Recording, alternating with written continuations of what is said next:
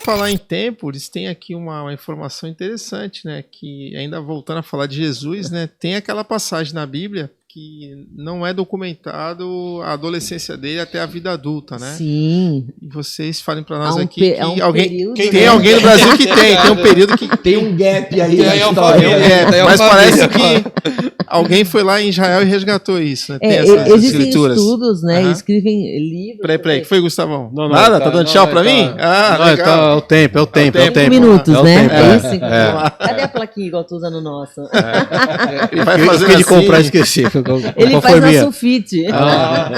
Beleza. Olha o que é interessante, né? Jesus, ele viveu, mesmo que não tenha relatos, né? Na Bíblia. Mas toda a vida dele foi relatada. Então, tem gente que fala assim, Jesus era adolescente, né? Com 12 anos, depois aos 30 ele começou o período dele de vida fazendo os milagres, né? Que foi o ministério dele. Mas durante todo esse período, ele foi aprendendo como lidar, como criar isso. Fala que é um período quântico aí que ele se desenvolveu de como ele fazia esses milagres.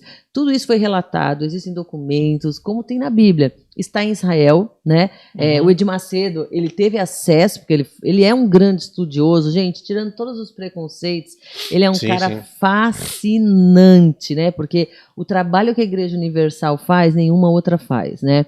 Do resgate de drogas, do resgate da dependência química. O trabalho social é muito sério. O trabalho social dele não tem igual. Então, ele mesmo tem vários livros escritos, e um dos livros dele é um que mais intriga os cristãos, porque ele fala que o diabo não está no mundo, o diabo estão nos crentes, né? Ele fala crentes endemoniados. Vocês já viram esse livro? Eu não. Não.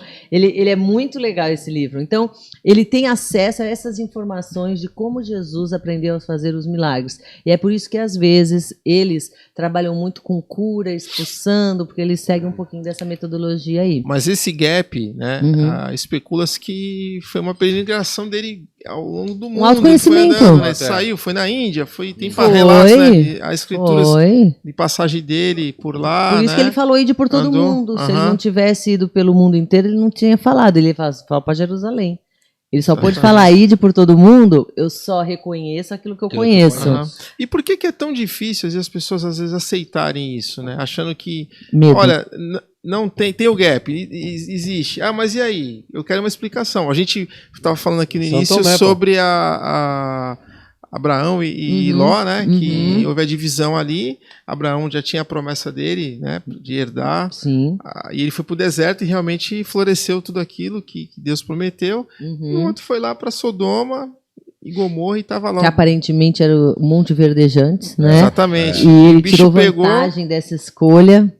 E aí a esposa, na hora que Deus falou assim, os anjos foram lá avisar, os caras queriam pegar os anjos da força lá, que era uma... Nossa. Guardou em casa, falou, não, pega as minhas filhas aqui. Ele falou, não, a gente quer os caras que estão aí. Olha que loucura, olha só, que ponto. E nós não estamos muito longe disso, não, e aí, viu? Hoje em dia a gente vê muito isso aí. Enfim, e aí... Pula essa parte.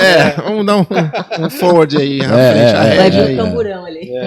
E aí, nessa que ela desobedece a ordem de olhar, quando o bicho tá caindo lá, aí que tá, Deus podia mandar ali, pela desobediência dela, né, de olhar para trás, como ele deu a ordem para não olhar.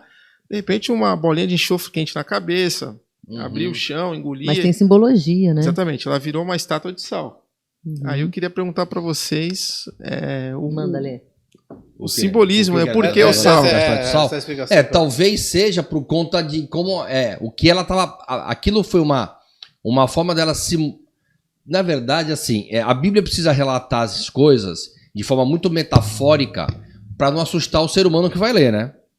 Isso é um fato. Parábolas, né? Então, são muitas parábolas, muitas metáforas, porque se aquilo fosse muito claro e evidente, não ia sobrar muita gente aqui. Então, imagina-se que ela se transformado numa estátua de sal era porque ela era aquilo era uma personificação do que prendia ela a Sodoma. Porque ela não queria sair de Sodoma, porque ela morava numa baita casa. Quantas vezes ela falava para Ló, né? Você vai me tirar, vai me botar de novo numa tenda? Porque eles eram peregrinos. Nômades. Eu não quero mais viver numa tenda e abaixo de uma outra pessoa, porque eles eram submissos ao Abraão. Né? Lá ela tinha casa, tinha comida, tinha empregada. Então ela estava apegada ao bem material, aos bens físicos. E o sal, naquela época, já era uma forma de quantificação, né? Então, dinheiro, de dinheiro. Então, para que aquilo ficasse simbolicamente personificado, transforma ela numa estátua de sal para dizer, olha, ela quis tanto dinheiro que ela se transformou em um. Ela se virou só dinheiro. Ela virou só dinheiro. E ali ele assinou o desquite dele na hora. Falou, meu, não fica podia aí, falar, eu vou pra lá. Fica aí da linha na pipa, né? Aí precisa falar que mulher não vale nada. Valia muito a valia estátua de muito. mulher. Né? Podia ter vendido, né? Pra recomeçar. Sensacional. É isso aí. Nossa, o papo hoje...